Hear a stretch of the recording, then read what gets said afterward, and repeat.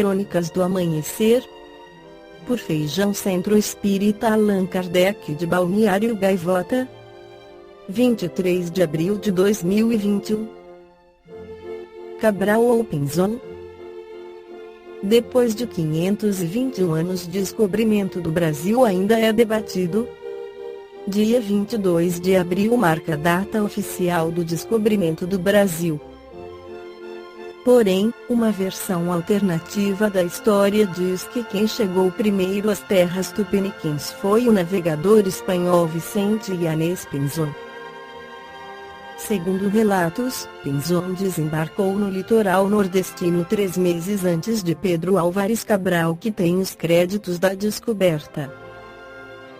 E para alguns historiadores trata-se de um fato com evidências incontestáveis, registros e data certa.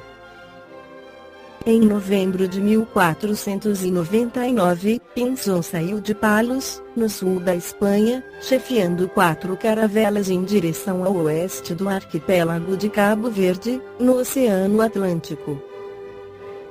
Mas, quando foi embora em 13 de janeiro, enfrentou fortes tempestades e, rapidamente, avistou terra firme. No dia 26 de janeiro de 1500, Pinzon desembarcou em um local que batizou de Santa Maria de la Consolación, lugar que descreveu como dono de uma beleza indizível, que seria o litoral do nordeste do Brasil. A localização exata é motivo de debate entre estudiosos, já que alguns acreditam que trata-se do Cabo de Santo Agostinho, em Pernambuco, e outros pensam ser a praia de Ponta Grossa, no Ceará. Em entrevista à Folha de S. Paulo, o almirante Max Justo Guedes, historiador e autor do livro Descobrimento do Brasil, que morreu em 2011, afirmou que Pinzon conta em seus diários de bordo que, em determinado momento, a tripulação perdeu de vista a estrela polar, o que indica que cruzaram a linha do Equador e seria inevitável não desembarcar no litoral brasileiro nesse caso. Quem foi Pinzon Vicente? Pinzon 1462-1514 foi um famoso navegador. Na juventude, praticava pirataria nas águas do Mediterrâneo para roubar açúcar e distribuir entre moradores pobres de Palos, sua cidade natal na Espanha. Quando adulto, navegava com seus irmãos, Martim Alonso e Francisco, e comercializava sardinha entre o Mediterrâneo e o norte da Europa. Foi comandante da Mina, embarcação que guiou a viagem pioneira de Cristóvão Colombo até a América em 1492. Por que não ficou com as terras brasileiras? Pinzon não tomou posse das terras brasileiras por 2 motivos: conflitos com nativos e o Tratado de Tordesilhas. Ao chegar no Brasil, o navegador encontrou muita hostilidade por parte do povo potiguara que vivia na região. Aconteceu um confronto entre 20 tripulantes e 40 indígenas, que resultou em várias mortes. Pinzon capturou alguns indígenas e os levou para a Espanha como escravos. Portugal e Espanha dominaram os oceanos no século XV e foram países chaves da expansão marítima europeia. Para demarcar a posse das terras, assinaram o Tratado de Tordesilhas e dividiram o recém-descoberto Novo Mundo. O tratado dividiu as terras descobertas em 2 partes. Uma linha imaginária garantiu os direitos de exploração das terras a oeste de Cabo Verde para a coroa espanhola e a leste para Portugal. Quando Pinzon chegou ao Brasil, 6 anos após a assinatura do tratado, a frota partiu em direção ao oeste, portanto, ele sabia que estava em terras portuguesas. Pororoca, depois de continuar sua viagem costeira, por cerca de 240 quilômetros a noroeste da ponta de Jericoacoara, a tripulação da Fontilha de Pinzon escutou um estrondo contínuo. Apavorados, perceberam que os navios foram agitados por fortíssimas correntes marítimas. Notaram que as águas que retiravam do convés com baldes não eram salgadas e sim doces. Os estrondos que causaram pavor na tripulação e quase afundou as embarcações era o encontro das águas do rio Amazonas com o Oceano Atlântico, a Pororoca. Os europeus registraram o fenômeno pela vez. Ao seguir em frente, atingiram a foz do rio.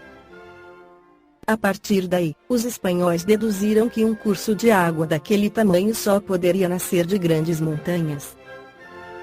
Foi assim que concluíram que a terra que o rio banhava deveria ser um continente e pensaram ter encontrado a Ásia.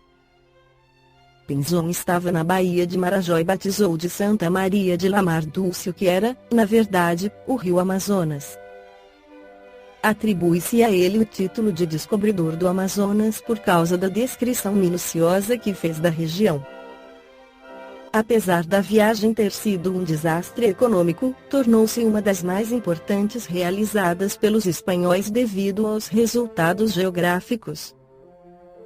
As descobertas foram úteis para o navegador e cartógrafo espanhol Juan de la Cosa 1460-1510, autor do primeiro planisfério no qual aparece representado o Novo Mundo, e o navegador italiano Américo Vespucci 1451-1512. Recortes do descobrimento. Estudos de historiadores como Duarte Leite, Clemente Brandenburger, Teixeira Mota, Raimundo Girão e Pompeu Sobrinho também levantam hipóteses sobre outros descobrimentos do Brasil. Alguns falam que Diego de Lepe chegou em terras brasileiras poucas semanas depois de Pinzon. A professora da UFP Universidade Federal de Pernambuco Bartira Ferraz é mestre em História do Brasil Colonial.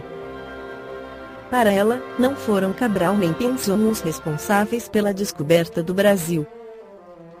Ela defende um estudo da história para além das datas impostas na escola. O descobrimento datado foi só uma questão confortável para impor o Tratado de Tordesilhas. Ferraz diz que o debate do descobrimento com foco na Europa está equivocado e que quem chegou primeiro à América foram os povos africanos e asiáticos.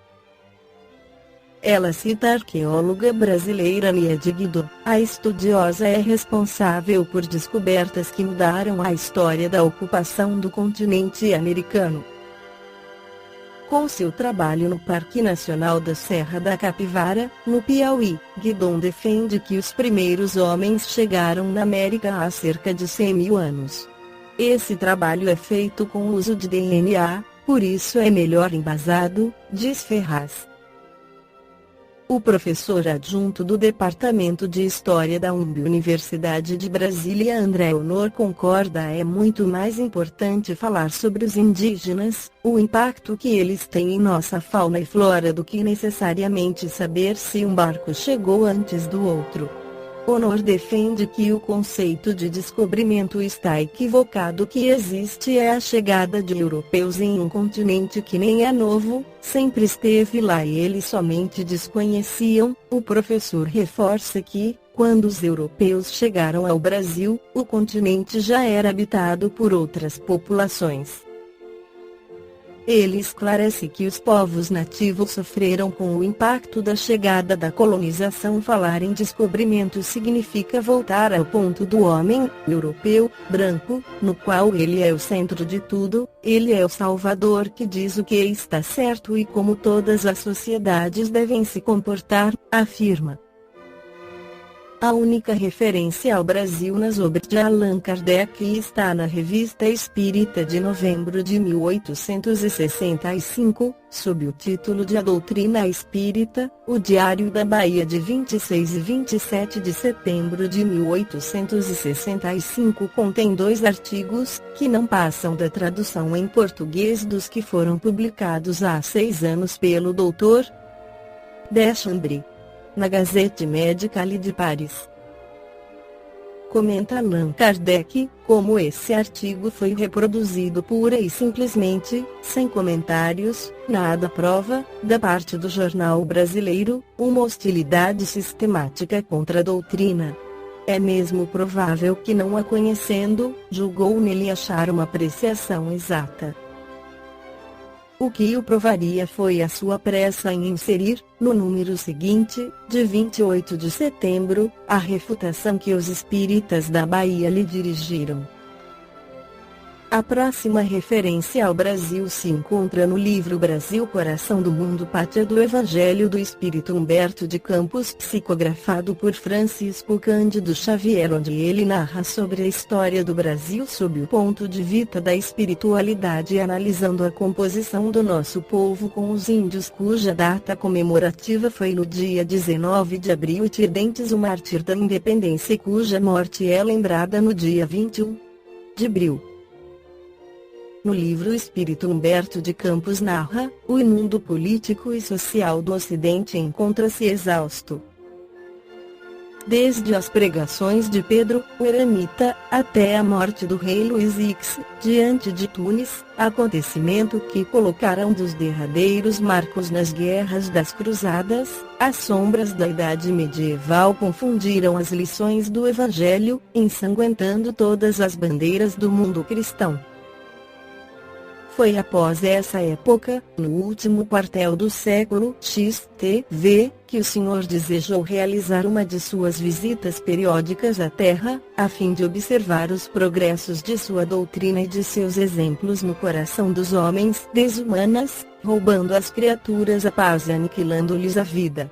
Eliú disse a voz suave e meiga do mestre a um dos seus mensageiros, encarregado dos problemas sociológicos da terra: meu coração se enche de profunda amargura, vendo a incompreensão dos homens, no que se refere às lições do meu evangelho.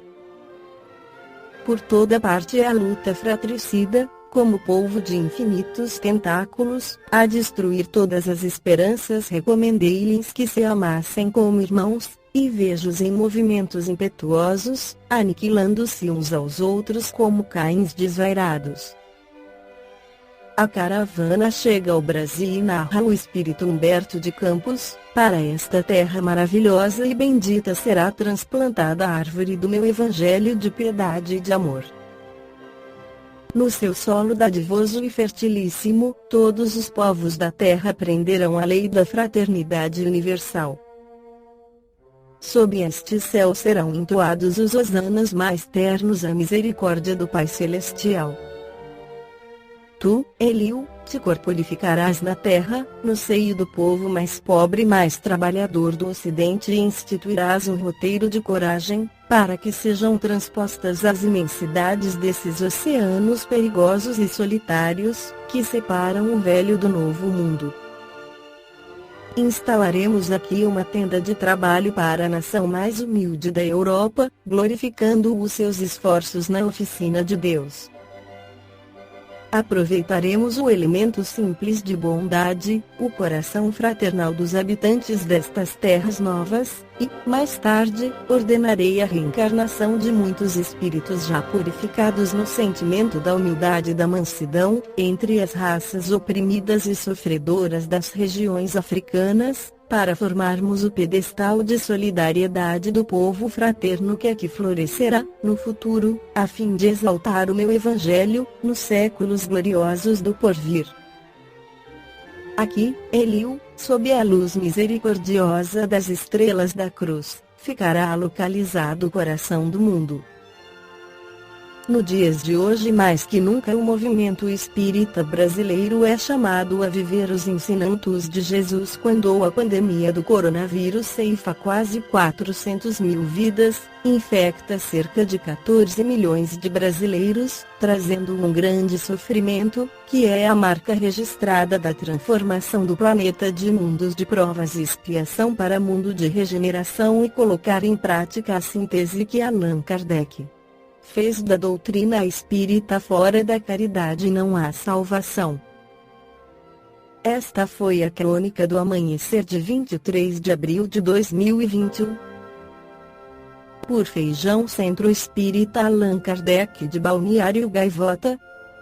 Que a paz esteja com todos.